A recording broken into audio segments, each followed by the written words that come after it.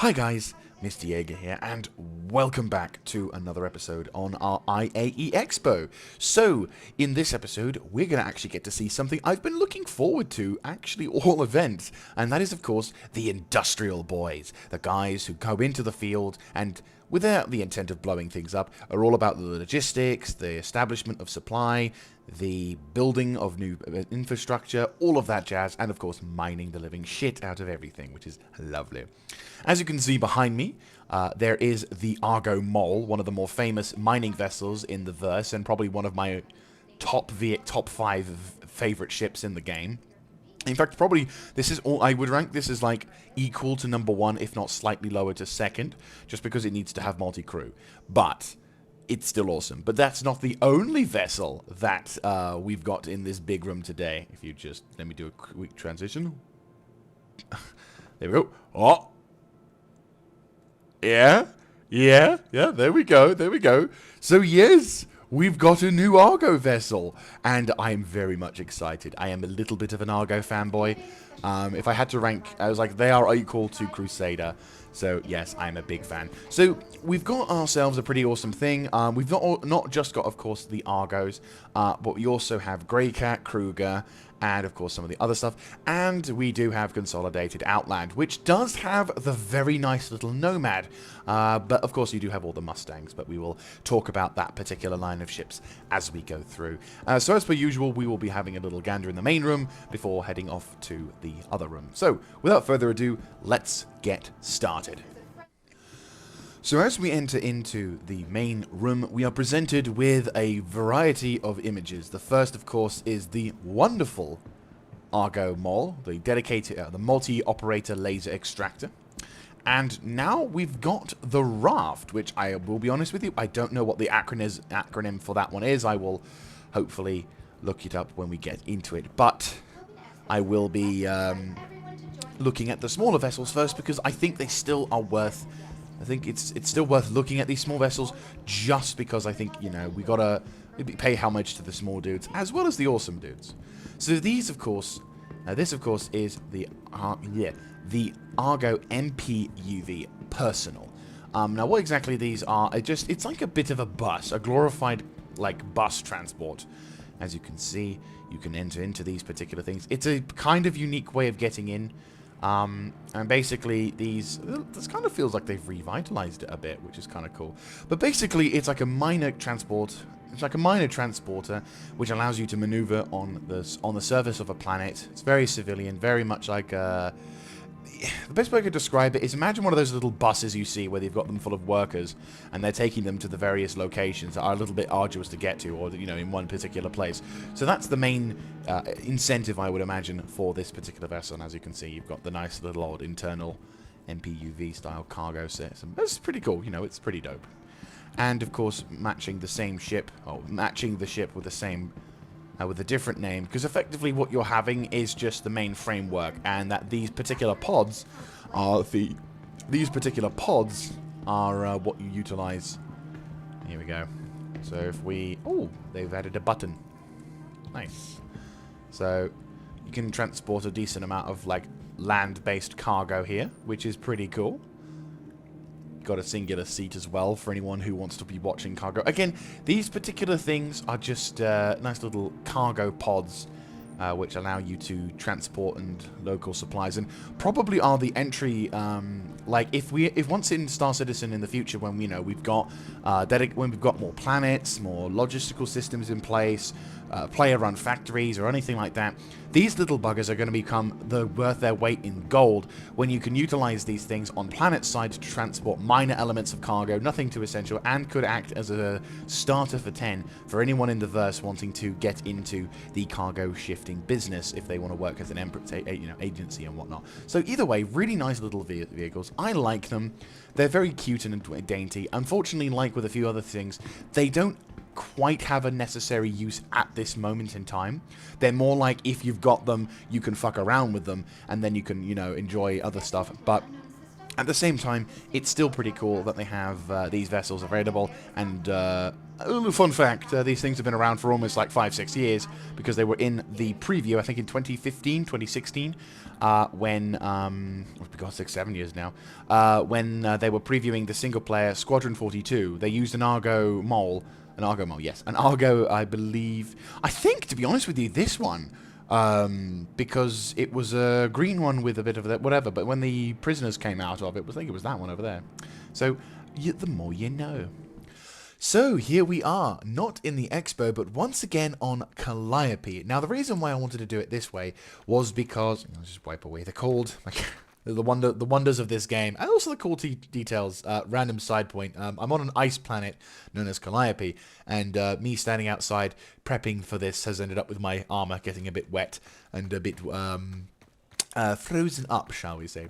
But no, I wanted to go into the Calliope because basically the showroom edition of the Argo Mole and the Raft probably won't have all the features that we really wanted to talk about, and because I do love these vessels so much, I wanted to give you guys the proper introduction. So, without further ado, let's get properly started. Okay, so... This is the Argo Mole, multi-operator laser extractor, as I mentioned before. But so the concept of this particular ship is that you have a crew of 4 and 1 pilot, 3 miners. And as you can see from, we use this as the main example on the outside, you basically go into a little self-sealed pod, and basically this extends outwards in towards any particular environment, and you start mining the ore in particular, the rock or material in particular. On the sides, you have a separate little cargo pod here, which then extends outwards to the other mining lasers. The other unique trait about this, well, there's 2 more unique traits about this thing. The first, which, by the way, if you want to get into the vessel, there is a little... The flashing light indicates where you're supposed to stand, where you want to get into the vessel. So, the other 2 unique things about this particular vessel is that the Argo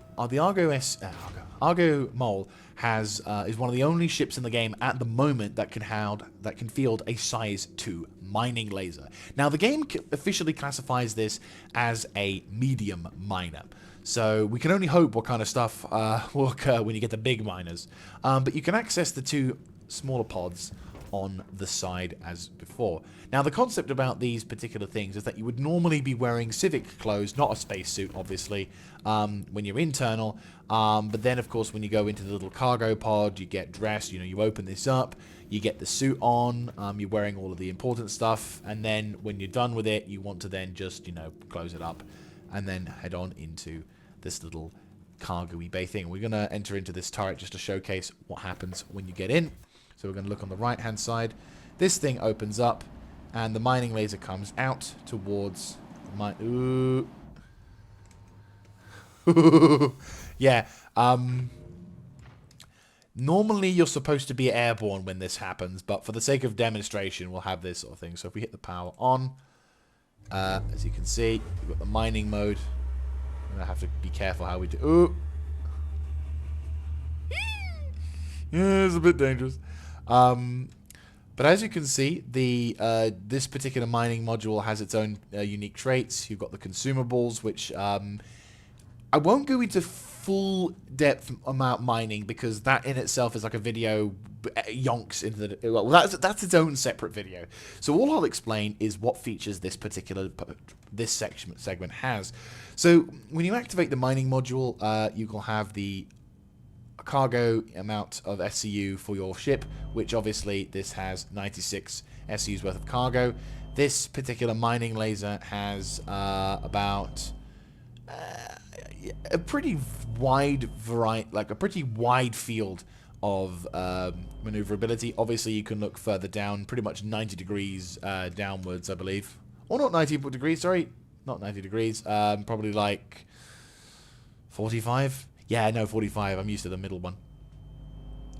So you have quite a field of view, and your view in the field is actually pretty nice as well. So if we withdraw from this one, so when you're done with this, you get taken back into the pod. This thing lifts up, and you can then get reintroduced to... There you go. You get reintroduced to the normal ship again, and you can get back into it. And it's the exact same on the other side, which is pretty cool. This kind of acts as like a self-sealing airlock style, so there you go. So if you want to access the pilot seat, you want to go up this manual ladder, open the door, and this is the sort of the crew cabin quarters thing, and if we have a look into the back, this is where the crew would be sleeping. We've got a couple of suit slash, yeah, a couple of suit sort of things here for anyone for any emergencies. And also these act as escape pods should the situation require them, but hopefully we shouldn't need to require them too much. There's, of course, ventilation shaft going into the most important room. Please, my members may be sleeping. Indeed.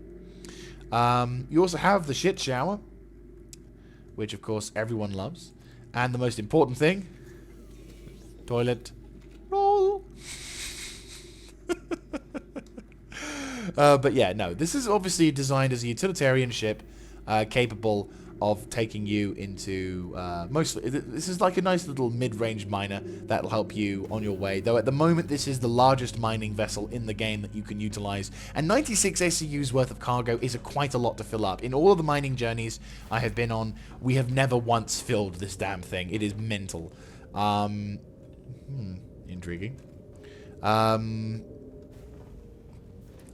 So, if you want to go down into the main mining thing, now I wonder, have they fixed that bug, or is it still just as applicable? And they have fixed it. That is cool. Previously with this, just a slight thing, before the IAE Expo, I did a mining run recently with my friend, and there was this weird glitch, where the visual glitch, where the ladder would disappear, and then if you looked up, the ship looked like it was half constructed. It was very strange. So this, I would say, is the premier mining seat in the center of the ship. So if we turn around, has its own particular self-sealing mining thing. Ooh, yeah, there we go. So as you can see, big mining vessel, big mining laser at the front. This thing has probably the most view of all of the different mining lasers. This one has 270 degrees worth of look. The same 45, maybe slightly more, maybe 50, 60 degrees worth of turning. You can't really look up with it though. That's the only downside. You can't really look up with it. But it's still a pretty damn cool vessel nonetheless. And once again, you have all of the different, like, you've got the cargo on the side, you've got all of the different MFDs, and as part of your mining experience, it's a very solid piece of work. And again, opportunity for you to utilize it as a size 1 or size 2 mining laser. Hang on, let me just pop into here.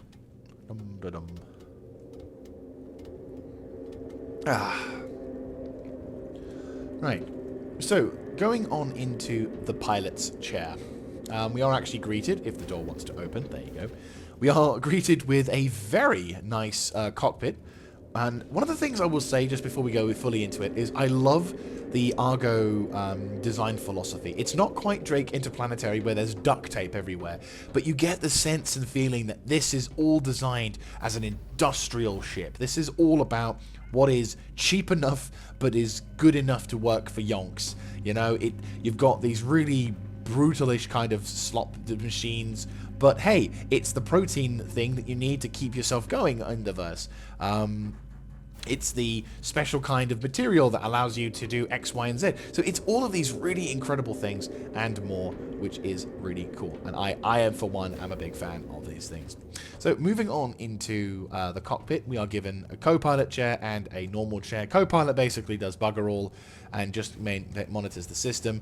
Obviously, the pilot has his own particular thing. And we are going to be introduced to another reason why I like the Argo Mole. So the Argo Mole passes the test, as I've mentioned with other ships, of the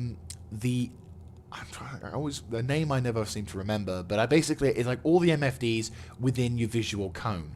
Now this is because, as you can see, all of the MFDs or multifunction displays that I've got is they're all sort of within my visual range and I don't have to manually look up to them. I can obviously have to look up and, you know, interact with them, but in other ships where, for example, some of the MFDs you have to look around in order to utilize, I always find that that might be a bit of a hindrance, because then you have to prioritize which MFDs you have to ensure are the ones that give you relevant information, like what's your shields like, what's your communications, what's your power systems like.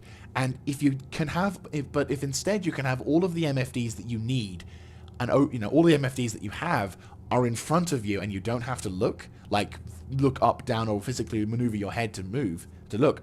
That's a big thing in my opinion. That's a big plus in my opinion. Another reason why I like this particular vessel so much is this display. This radar display is actually more helpful than you realize, because I found when mining with my friends that if you use the targeting display, it would seem, as a bit of a guide, 9 times out of 10, if you can get the asteroid or the rock in particular for ground mining, the rock in particular to that layout, it is absolutely perfectly situated for your frontal mining laser and many of your other mining lasers to be within range of the target and at a good angle, meaning that if you have to get closer, you don't have to fanny ass around constantly constantly correcting your descent or ascent, depending. But all in all, this vessel is a real hoot. I love it. It's a great thing. What is its disadvantages? Because I have to say something negative about it. Well, it does piss through fuel a lot. You will find you will easily find going onto a planet that you will be adjusting your maneuvering thrusters a fair amount. You will be dealing with the local conditions a bit, and as such, your fuel will be raking into your profits a bit.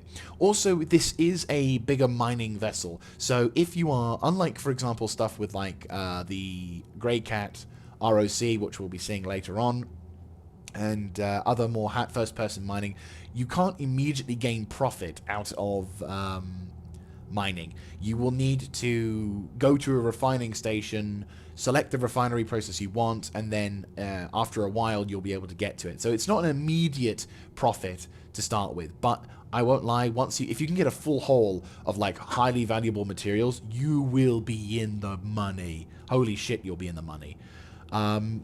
But yeah, it is a bit of a box vessel. It's also, for some reason, because it's classified as a medium miner, a lot of the stations and bases will not put you in a bigger hangar bay, so it will take a bit of getting used to park, which is a bit of a shame. But regardless of that,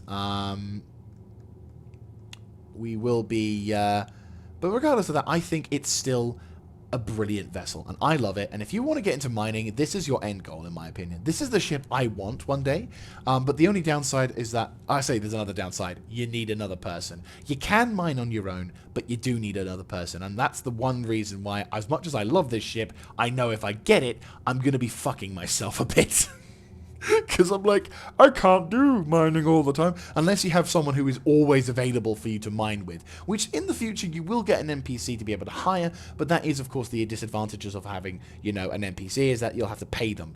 Not to say that I don't pay my friends, but you obviously you get more of an interaction and it's more humorous, as well as some other stuff, so who knows. But anyway, so I will hope to catch you guys in the next one, where we'll be looking at the Argo Raft. So here we are once again on Calliope, this time with the new ship, the recently released, pretty much straight to flyable Argo Raft. So the Argo Raft stands for Reinforced Advanced Freight Transport. I fucking knew it. I knew there was something in there. So I'm going to be... you can occasionally hear the game audio turn off a bit, because I've got the wiki on my other monitor, so I'm going to be referencing a couple of the things that we have. So this is something that I'm fairly blind in observing. I did have to get into the ship, obviously, to fly it here. Oh, is that a docking collar? Oh, that is a docking collar. That's cool. A working docking collar. That's even more fucking awesome. Although a little dangerous considering the design, I suppose. But anyway, so this is going to be a bit of a lengthy one, because I'm going to be going through quite a bit of the... I'm going to be exploring this and learning about this ship as well as you guys. I only used the elevator. The thing has a lift. which allows me to go into the ship, and I've just basically gone straight into the captain's quarters. So I have not done much exploration, but we'll have a look on the outside before we come inside. So, let's have a little bit of a look around. So, similar to the Argo Mole, this particular vessel has VTOL thrusters. I should have mentioned that, actually, with the Argo Mole. But yes, this Argo Mole has VTOL thrusters, as well as this vessel. It's got some pretty impressive landing gear. We've got about some decent engines. What also it has, which at the moment is not implemented right now, but it will do in the future, is detachable cargo pods. What's one of the things that have been listed as features that will be in the future is detachable cargo containers, which are these things, and escape pods with a tractor beam, which is pretty cool. We've got carrying capacity. So this particular vessel has 96 SCU's worth of cargo to transport as well, which is pretty cool. So she's a thin ship as well. Thin in that respect. Yeah, detachable cargo containers. Somewhat similar to what the Hull series will possibly do, though admittedly on a much smaller scale. Anyway, it looks like the weather's beginning to pick up a bit, so let's get inside before my character gets a bit cold. Looks like we've got an improvement over the Argo Mole, because previously with the Argo Mole, one disadvantage was that there isn't really a button on the side.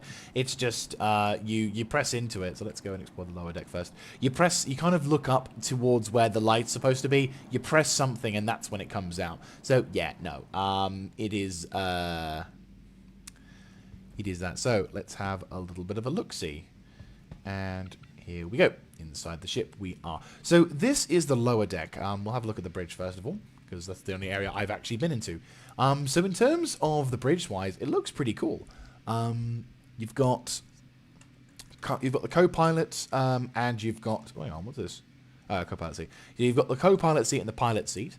The ship is designed to have a crew of 2. Or 1, depending, of course, on how things go. The ship also passes the test of the MFDs. There's only 3 of them, to be fair, though, so it kind of passes and it kind of fails at the same time. Because on the one on the right, hang on a second, this one only has like fucking 3, whereas the other one has the Argo Mole level. No, it's just the same. It's the same. It's just laid out a bit differently. Interesting. I mean, yeah, so this ship kind of passes and it kind of fails in that regard, because you have to manually select which one you want to prioritize. For example, I've got my communications tab at the top, shield systems and other just to the right. I did, when I started, have to check out the self status, because I kind of feel that self status is kind of important. Technically speaking, you could say that's the same on the other side, but stealth status doesn't just showcase your shields, it also showcases your engines. Because if you can see here, these things will change if you go from VTOL to non-VTOL as well. But yeah, no, in terms of that, you've got the same radar system in the front, and it looks like there's a few buttons you can press as well. That's pretty fucking cool. Okay. Again, interactive systems, which is dope as well. Engines on, power nodes. Okay, cool. Yeah, no, this is a very good thing. In terms of visuals, it's a little bit... You can't really see a huge amount going to the sides. I feel like it feels a bit less than the Argo Mole, but it feels alright. It's not... you're not really going to be maneuvering this thing too much, so I don't think it's going to be a huge disadvantage. But maybe if they could extend the chair a little bit further forwards, I think we might be in a good position. More than 180 degrees worth of traverse is a good idea in my book. There's more interactable buttons over there. There's the quantum HUD, navigation display on or off. That's a lot of scanning HUD. Does it work? Well, we don't know. Maybe. There's a whole bunch of interactable buttons as well, which is nice. But yeah, no, interactable. All good stuff. Right, so let's have a look further around. And oh, I like this. They're doing this. This is going to become probably a standard feature in pretty much all the ships, which is a big plus in my one. Cool. So we have the airlock. So we select the airlock. It opens up. Obviously, this is designed for when we have docking. Because obviously docking is a thing in this game, and eventually you probably might find that in certain stations you can only enter via docking. So this works as a nice little docking collar. I like this. This is a cool this is very cool. I like this a lot. I've not been able to natively react to a ship in so long. It's very nice. I love it. Ooh, speaking of love it. Ho ho ho ho ho! Ho ho! That's so cool. So we've got different suits, I'm assuming. Ah, there's the shower. Let's have a look. Yep, there's the shower and the toilets. Oh, we've got a slightly more refined shower. And what looks to be there, so I'm going to assume if I can crouch, which I can only seemingly crouch before I enter. I'm going to be careful that I don't get stuck in... Oh! Dude, that's so cool! You know, the open sink. Where's this? Open the pooper. Oh. Empty string. Oh. I'm thinking that's not quite implement. Oh, hello. Nice little bit of storage there. So there you go. If you have some cleaning utensils, that's where you want to place them. Oh. Yeah, so it's like there's probably a few optimizations that they have to do. Yep, there's the toilet. And there's the flush thing. Preferred temperature. Oh, that's a very cool system. I know. So we'll probably have to. They probably need to like optimize the thing. So instead of having it just as empty string, it's probably something else. But there you go. There's the shower, and there is of course our suit storage capacities. Oh, there's a ladder which takes us upstairs. Very nice. We'll take that when we get thing. There's a weapon rack as well in case you have to defend yourselves, because all transporters probably need to have some of their stuff. We have a nice little table, which I won't lie. If in the future, when we can detach the cargo pods, we'll have a very nice view going out into the verse, which is very cool. I like this. This is homely. This is very nice and homely. Yeah, no, I agree. This is a very nicely homely. I like this. This is why I like this. This is why I love Argo. They like nice, tight, compartment-y things. I love ships like this. Good man. We need as much bog roll and kitchen roll as possible. Alima stays clean longer. You know, I'm kind of surprised. We're in the 2950s, and yet the design of the squidgy is still the same as before. I'm really, honest to God, surprised that we'll still be using that. But I mean, then again, name me something that will be replaced. What is that? Maybe that's like fruit and stuff. Oh, that's cool. So not a bad design. What are those? Those look like licorice. Oh boy. Still, this is pretty much, yeah, this is a pretty cool thing. Have all the different interactables. What's this? Oh, that must be your bin. Yes, it's a bin. Oh, a vacuum bin. Yeah, that's not bad. Oh, look, there's like even trays and stuff. That's cool. Oh, that's nice. I like this. Again, it's been so long since I've natively been able to explore a ship. I've not just gone through the ship knowing everywhere, every nook and cranny. It's actually really nice to have a new ship for a change. It's what makes this event worth playing. So, okay, that's the crew living quarters. Now, there is a top deck, which I accidentally went up to, thinking that that was where you access the bridge. But in factual fact, I was wrong. But that means we have another room to explore. Hey! And check it. As well as the weird visual effect.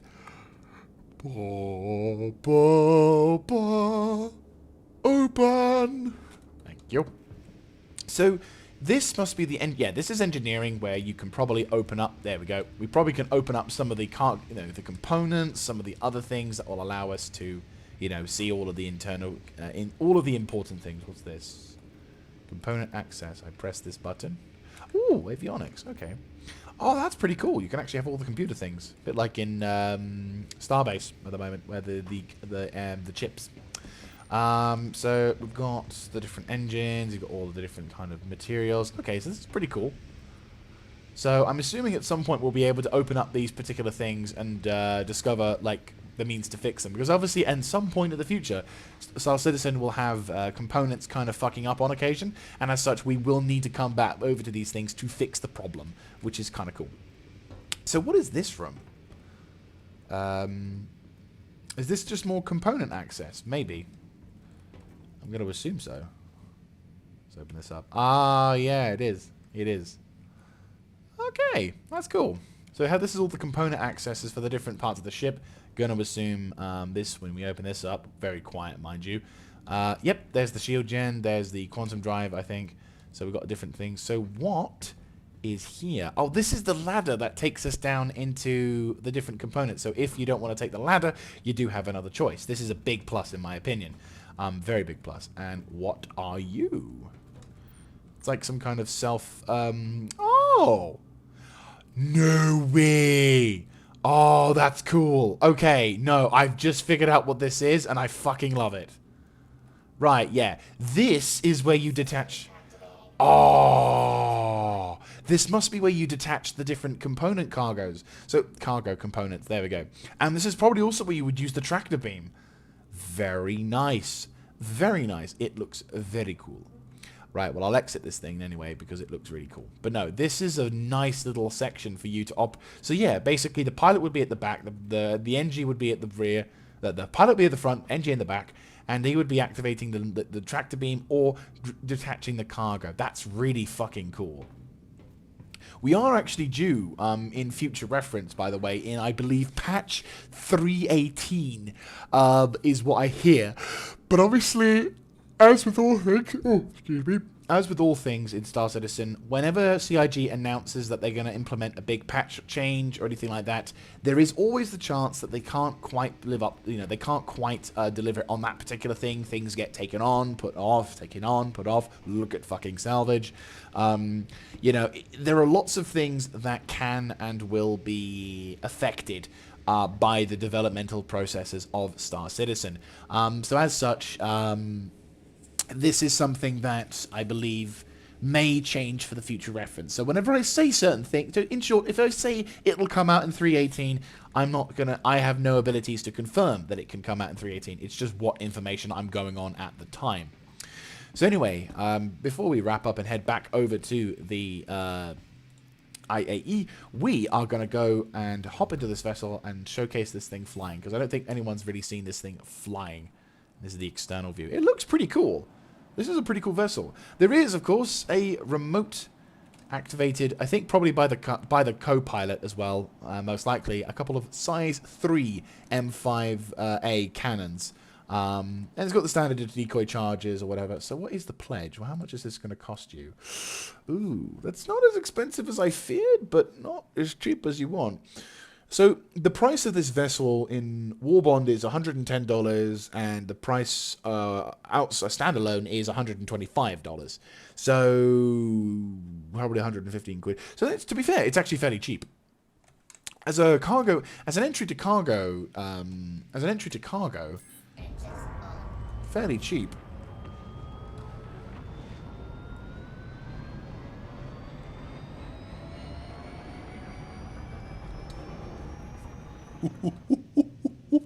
You know how to make the sounds that make me go squishy screw.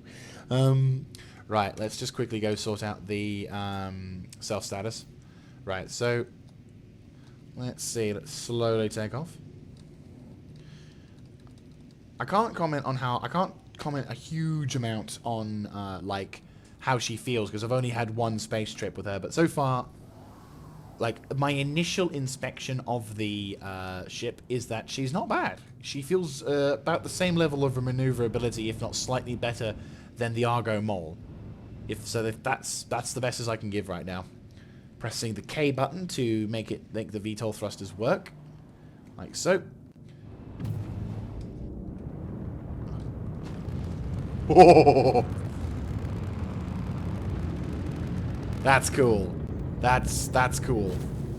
That's really cool. Okay, so yeah, no, that's pretty fucking dope. Not gonna lie. Not gonna lie. Okay, well there we go. So that is the Argo Raft, a vessel which looks cool, feels cool, and actually isn't too expensive, which is a pretty cool thing. Obviously, we will see how it fares in terms of popularity with the cargo transfers, because don't forget, guys, there are cargo... Oh, excuse me. The downside of this ship is that you don't have an internal cargo supply, but instead it is a ship which has detachable cargo pods, which in the future I'm sure are going to be way useful. But at the same time, for those who are used to cargo hauling and everything else, this ship may not be as popular, maybe. We don't know. It's a cheap ship, though. It's very cheap, so maybe we might be able to... It might win the race for its cheapness. And 96 SEU's worth of cargo is not something to laugh at. It definitely has the abilities to... It definitely has... oh yeah, it's got a fucking ridiculous transport range. 27,000.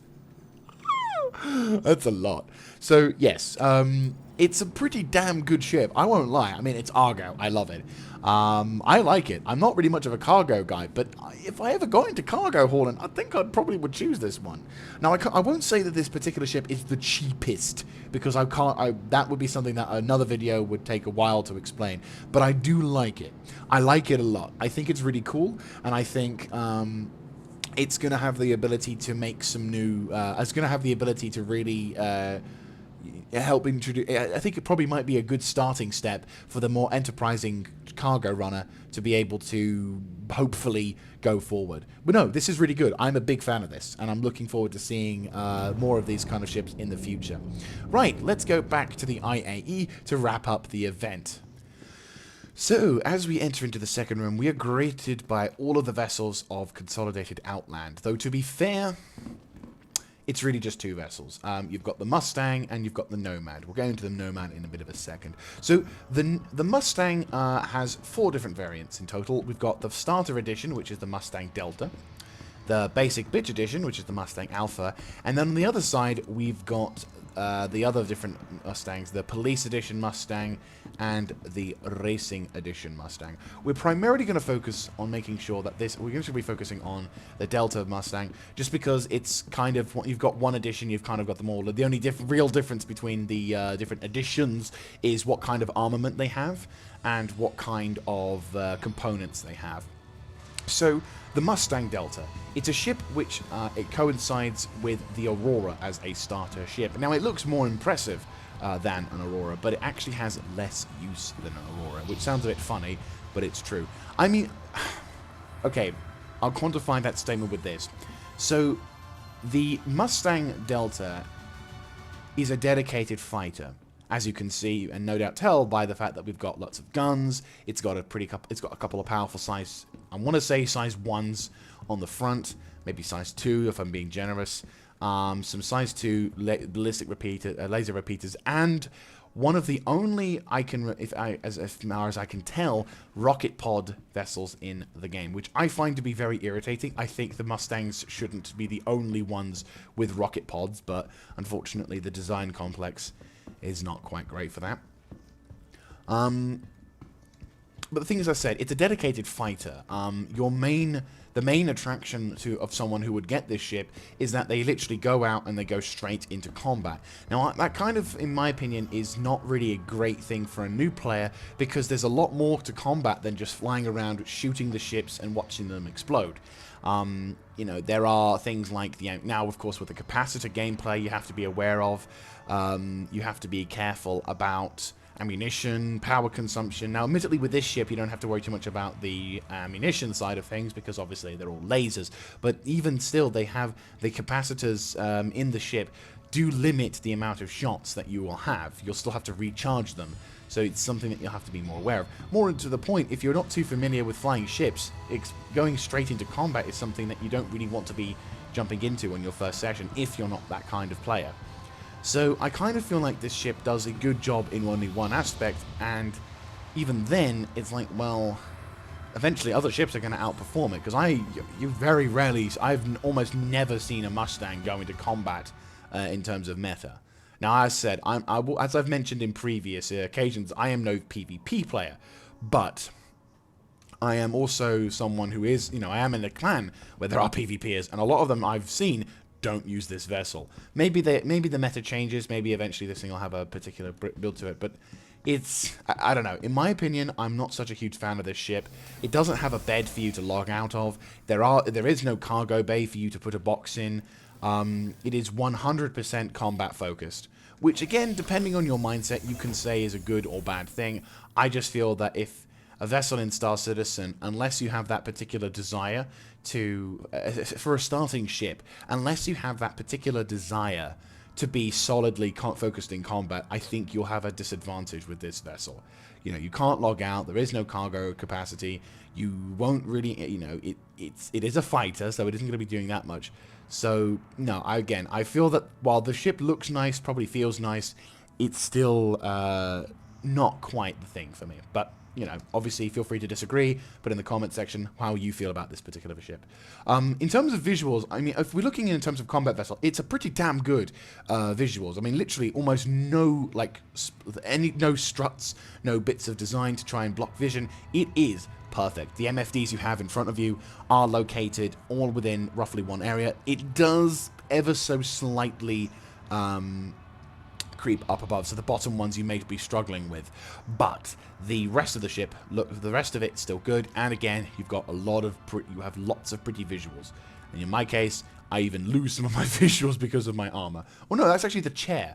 So yeah, no, that's pretty cool. You know, it does, and especially if I was in like utilizing track IR, you could definitely see the benefits of this thing. And again, it has got rocket pods. You know, let's not undersell that. Rocket pods. You know, in a game, I mean, to be fair, they're very limited, so you'd have to probably select a specific weapon setting on it to ensure you don't just lose all of them in one fell swoop. But still, rocket pods. It's something that I think more ships in the verse should use, and it's a shame that they don't in Star Citizen, because I think rocket pods would be absolutely devastating in certain ships' repertoires. But maybe they're also doing that for balancing reasons, we don't know. So now that we've talked about the Mustangs and one of the ships that have been in the game for as long as I can remember, or as long as I've been playing, let's talk about a ship that came into the verse last year, but in my opinion makes much more of an impact and much more of a dramatic entrance, the Nomad. So the Nomad is what everyone would call, is what some Star Citizen players call the pickup truck in verse. And I like it. I like it a lot. I own one. And it is, in my opinion, a vastly superior vessel to be working with inside the verse.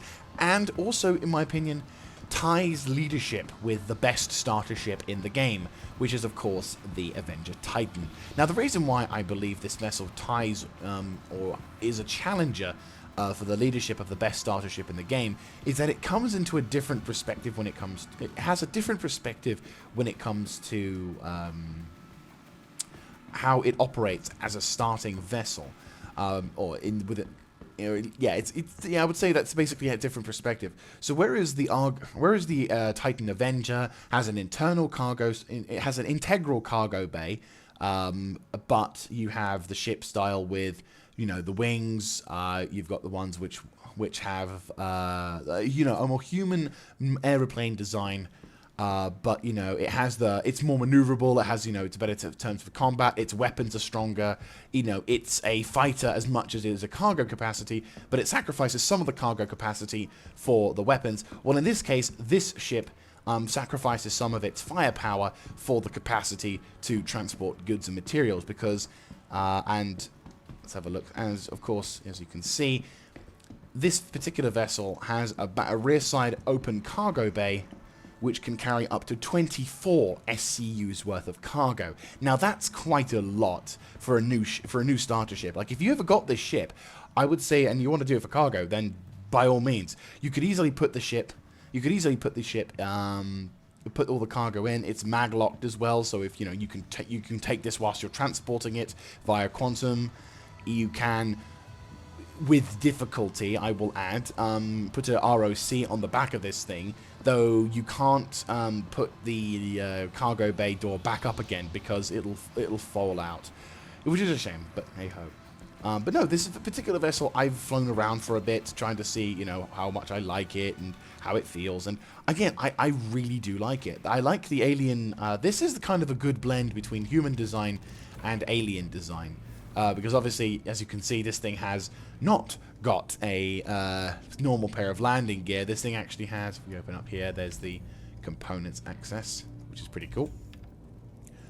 And we've got like a little hanger, like there's a little cupboard where you store some stuff. Of course, as with always, we have a shitter. Yep, the most important thing. Sadly, no shower, but, you know, we have a shitter, which, well, the Avenger Titan don't have that. And as we enter into this run, we have it's kind of one of those like one of those little living inside your truck videos you see on the internet, well, you see on YouTube nowadays. But as you can see, it's a pretty spacious interior. You know, this is kind of designed for the more long hauler style of shipper, where like you can transport cargo, you can, you know, you can fend for yourself, but you're not really going into mainline combat. This also has once again, this ship passes the test for all MFDs in the front. As you can see, all of the MFDs would be underneath you. And what I say by MFDs is multifunction display. So you can select and basically change the different settings from like communications, ship shields, targeting information, that sort of thing. And in terms of visuals, the ship, while it does have some struts, and you are limited in certain respects in comparison to, say, the Mustang, you do get the ability to look below you, which is quite a strong thing in my opinion, especially if you're wanting to learn how to land in first person. You also have a fairly interactable display of different buttons and weapons, and the big self-D, which I find interesting that it's in such an easy-to-slap place with like a mug or anything. But as you can see, there's a lot of important things. You've got all the different shield options, you've got the alarm, all of that jazz. Even got silent alarm as well. But no, this is a pretty awesome vessel. I like it.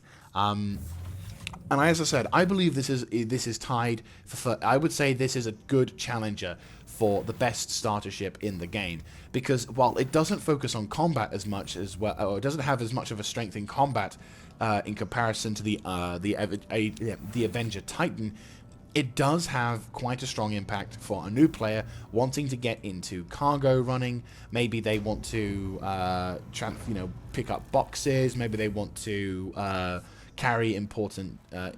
Basically, I think it's like it's a different mindset towards starting Star Citizen. Someone who's less interested in combat and more interested in potentially starting up cargo running, but they don't have the ability to afford the big budgets. I would seriously suggest getting this ship. You know, it's around the same. If you're going to get a game package, this ship comes in the same price range as the Avenger Titan, and it has its own unique traits, which makes it very awesome. And again, I like it. It feels great. It's quite a maneuverable ship. It can tank a decent amount of damage. I mean, again, it's not, you know, in combat, it would probably be a bit of a struggle. It's not as maneuverable, I've found. But again, it's not something that I would intend to take into combat all the time. The Avenger Titan does have that ability, which, if you want to make it a more combat-focused vessel, you can. And I'm sure you can make the adjustments. I mean, bearing in mind that's a gimbal, so you could probably replace it with a fixed weapon, which is a size larger. There is another weapon on the top as well, a couple of size 1s on the top. So you can make adjustments as and when needed for combat, but again, it's going to be limited. So, yeah, but no, all in all, I like this vessel, and I think it's a damn good ship, and probably one of the best, in my opinion, for consolidated Outland, currently playable in Star Citizen. So, now we're down on the bottom floor, and as you can see in front of me, there are two minor little ships. These, of course, are the snub fighters that you will see on the backs of constellations. They're the more famous appearances that you'll have.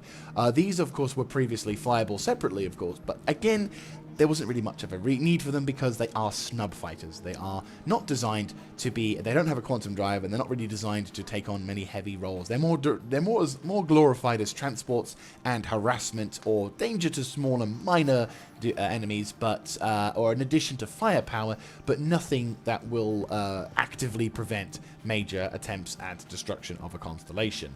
So, what exactly are these ships? Well, this one is the P52 Merlin. It has a couple of size 1 repeaters and a size 2 Gatling gun. In my opinion, I find this to be the more appealing of the two, because, well, it is a Gatling gun after all. And it's a pretty nice looking vessel. I quite like. I like the design of these vessels, definitely. It's just, at the moment, I have no real need to have one. And the Archimedes, which is this one, the P52, doesn't have trades the firepower of the Gatling gun for 2 additional size 1 weapons. So it's kind of like it's like tit for tat sort of thing. Obviously, the advantages of a laser repeater versus a physical, ballistic weapon is that the ballistic weapon has a limited amount of ammo supply, whereas laser weapons will always be able to recharge. So it's definitely a thing to keep an eye on into the future, but again, it is a very limited amount of weapons. But all in all, these vessels are pretty cool. There's not really that much I can say about them because, well, they're snub fighters. They're designed, as said, to harass and just deter or act as a personal transport. But at least now with docking, they're a lot more utilized. You can utilize them a lot more since the introduction of docking, which I think is a big bonus for them. So the last area we go to before going into the holodecks is, of course, the one that has a fairly famous amount of ground vehicles, and also has one of the first in terms of ground mining vehicles, which is of course the Greycat Industrial. So previously, Greycat Industrial were primarily known. This goes back years now, and to be fair, I'm actually thinking that this particular vessel hasn't really been updated in all that time. At least that could just be a texture glitch on my end, but I'm suspecting it's also because the textures haven't actually been updated for this particular model. Again, this is the showroom edition, so expect bugs, expect issues. It's being put into a particular state that means that players can't get into it and fuck about. So that's the reason why sometimes certain things and textures may not be in fact working as 100% intended. Also, left side of the screen is kind of weird. Huh, intriguing reflection systems. Anyway, so this is the Greycat PTV. It's a little golf caddy, which previously, this is going back years and years now, was one of the little vehicles you could drive around in the Area 18 tech demo location. I remember when I was exploring that, we had a bigger area to fuck around with at one point, and this little doozy was able for you to interact. I think I made a video exploring that region and showcasing that at some point. I might have to try and trash that up and put that as a link in the description, because it's way fucking long time ago now. But there we go. So yeah, I think I even found I think I even glitched through one of the walls as well at that point. I'm gonna have to traipse that up as well. GG. Anyway, so more back to important things. This particular vessel is nothing that special. I think at the moment it's used as a glorified measurement system for how many things you can stick into a cargo bay, but still pretty cool nonetheless. But now let's go on to a vessel which came out last year, and I think it's a bit more. It feels longer, to be honest with you. But this vessel, the ROC, which is was that this one? Just gonna double check the wiki. Yeah, 2020. It really doesn't feel like 2020, but it is. So this, of course, is the Greycat ROC, or Remote Ore Collector. It's designed as a first person. Well, it's designed as a vehicular mining vessel, mostly dealing with the little outcrops of rocks on places like Daymar, pretty much on every moon and planet in the Stanton system, or any other in the verse in the general. You go over to a particular target, you use your big mining laser to try and knock it out, which is, obviously bigger and more powerful than the one that you'll be utilizing in first person, and then you can transfer in the ore into the back of the vessel, which then you can, of course, pick up and put into your own inventory, which now, of course, with the inventory system in full function, it's probably a little easier to work with, which is actually kind of cool.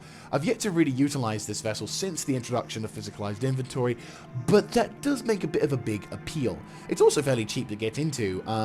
If memory serves correctly, there is actually a deal, I don't know if it's still going on at the moment, where you can purchase this vehicle alongside the Cutlass Black as part of a sort of combo deal for you to transport it around. Now, I'm not exactly a big fan of this deal because previously there used to be a bit of an issue with the Greycat ROC, where when you would get into it, the mining laser would shoot up 90 degrees into the roof or into the ceiling of the Cutlass Black, buggering both it and the Cutlass Black. And also potentially fucking up some other things. Also, this particular vessel is the first of its kind, which, as you all know, shit happens. So the chances of you flipping, it is kind of top heavy, it flips over, it can knock it about.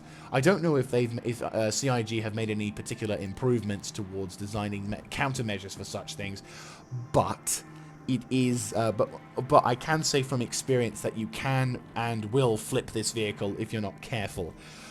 You're also exposed to the elements, which is also a bit of a shame. So if you're going around on a planet that's cold, you might need to wear stuff like a Noviakov suit, and vice versa if you're going into warmer environments, which again could be a problematic if in the future they decide to put in elements like, oh, your suit's too big for the seat, which I really fucking hope they don't do. So what exactly then is this vehicle? Well, at first, I'm not going to lie, it was a bit of a joke at first. People thought it was a genuine meme, and then they were like, oh no, you're serious. Which is, of course, this is the ROC DS, which is the remote ore collector dual seat. So what basically this vessel has done is they haven't really changed a whole lot, with the exception of an additional seat for the person to mine outside, so you can mine with a friend, which is okay, I guess. Whilst you're sitting in the perfectly situated in a fully sealed hatch this time, as you can see by all the designs. And the other improvement, of course, is that they've increased the cargo capacity, which I actually should have mentioned as well with the ROC. The ROC has like a 0.8 SU's worth of cargo, which it's got its own particular unique design of cargo, but basically this particular thing is big and bigger than a backpack that you'll be utilizing, but it's not as big. You know, it's still limited in that potential way. Whereas with this edition, you have 100. Yes, you have 100,000. So much SEU. No, you have 4. Which is, in terms of mining, like gathering all the ores and materials, that's a pretty big amount of stuff. Not gonna lie. So the ROCDS is basically a slightly more up-tier version of the mining laser. Now, of course, what I would actually suggest in actual practicable use, and to be fair, this is probably something that I will most likely own one day, because I do like this vehicle, despite the fact that people thought this was a bit of a joke when this came out at launch. I'm not gonna lie. It's a kind of a hard sell to try and tell someone, hey, look, I'm going to be in this nice, safe, contained environment whilst you're out there in the elements being fucked around with if you don't wear the right kind of suit. But at the same time, I think this is probably the more optimal first-person miner for a singular person rather than for the first method. But again, it's depending on how much you want to put into it. This vessel is like £75, dollars, and this vessel is only $50. So conversion rates apply probably a mixture. Like this is 60 quid, this is 45 quid or something along those lines. Excuse me. So this particular vessel is cool because it has a much more stable platform. The additional 2 wheels makes transporting around much easier, and also the added fact that you have a self-contained driving match means that as if you're in any particular hostile environment, you don't have to worry about being dead inside the vehicle. You can instead be inside the vehicle, being prepared and contained or whatever, recharge your survivability aspects before then going back out into the environment to then mine the particular laser. So again, I think this is still a viable first-person miner. You also have the added benefit with this one of being in a separate mining environment, similar to the ROC. The mining laser extends out. You pop whatever's inside. This thing has a very good range as well. As a mining, again, I would call this vessel the improved edition, the up-tiered edition. You know, it does the job slightly better than the ROC, but both vessels are still just as capable. It's just how much you want to put into it, really. So here we are, once again, sadly at the near end of our journey with my favorite day, which I'm very sad about. But regardless, we must press on. So we will go into the holodecks to see the room, and ooh, now this is new. This is surprising. I didn't think I'd see this. So this is, from what I can immediately say, this is the Pioneer. This is from Consolidated Outland, which was advertised a number of years ago in one of the expos. I think, I dare I say, back in either 2018 or 2017. Yes, this ship has been in the backlog for a while. But to be fair, its purpose is understandably distant from now. But this is basically a construction style ship. Yeah, it's heavy, focus heavy construction. Basically, the concept of this vessel originally was it would have a few prefab buildings which it would allow you to immediately deploy.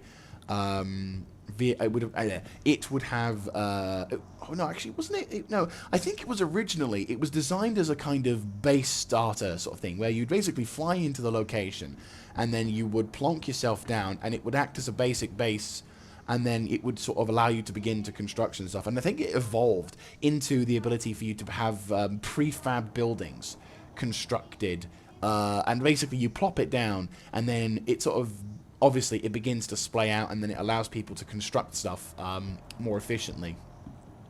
But no, but this particular vessel has gone through a few iterations. Well, it's interesting to see it in game now, I'm not going to lie. But yeah, the concept of the Pioneer is that it is a dedicated construction vessel. It goes onto a planet, it will help in the initial stages of colonization and all of that other jazz, which I feel is pretty cool. And it provides and it also provides any kind of enterprising player with the opportunity to earn a decent living by being that really cool kind of... I'm going to just jump on the top to see what it looks like, because once again, there's no fucking stairs that allow us to see the top of ships. But yeah, it's not any kind of... It looks pretty cool, but it's sadly of no combat if designed. But again, practical, industrial. That's the kind of stuff I like. It looks fairly it looks fairly early in its grey box design, so we probably won't be able to see, we won't probably see it for quite some time. You know, CIG have been talking about the with all of the streams and stuff in their live stream event about like colonies on planets, and of course the Inside Star Citizen. You've got all of the big stuff coming in. So yeah, no, it's pretty cool. But again, that's definitely for the future, which I think is a bit of a shame that we can't see for a long time, but at the same time, I think it's still pretty cool. And there's, of course, consolidated Outlands image, which I've never quite understood why they do that, but hey-ho. And here is an interesting thing. Now this, I've not seen at all before. This is intriguing. Oh, this must be the back? Yes, this is the back. So this is the Argo SRV, which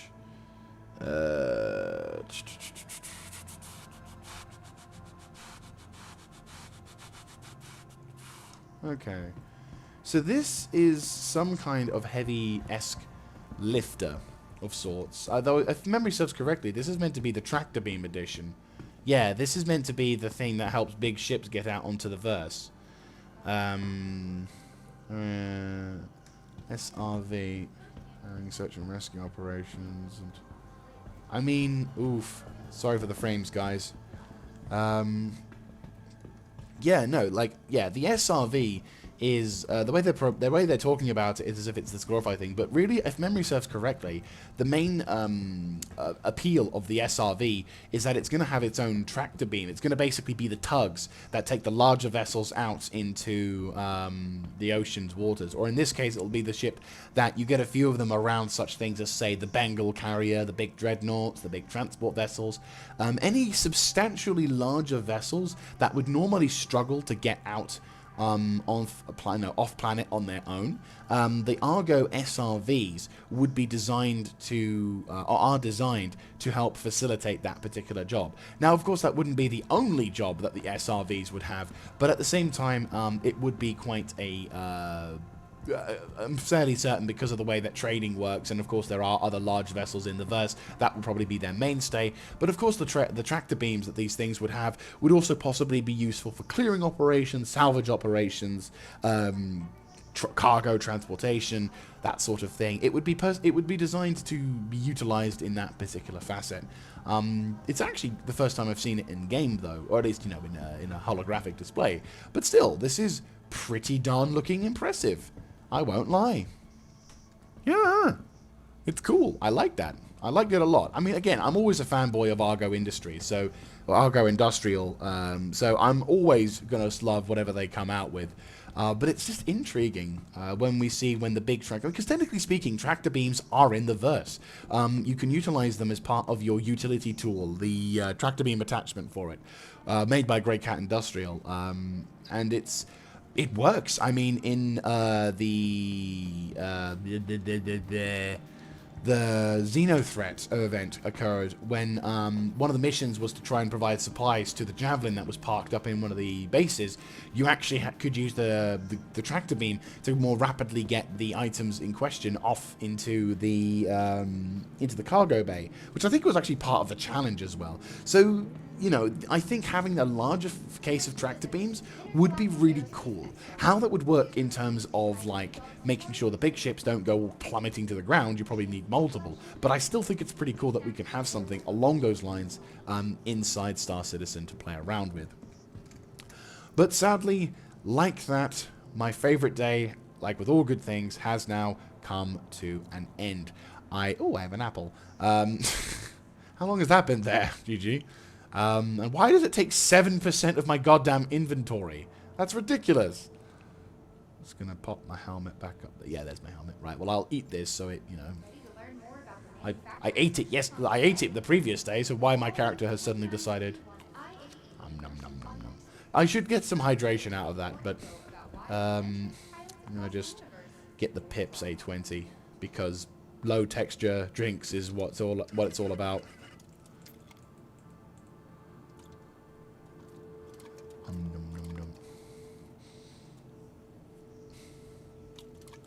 Right. Hey, did I drop it? Did my character drop it? He dropped it. Or did I just leave it in my inventory? No, it just fizzled out of existence. Okay, well normally whatever I do is I always put the stuff into the bin because that's how much of that's how much of a Scrooge I am. A Scrooge, prude or whatever we want to call it.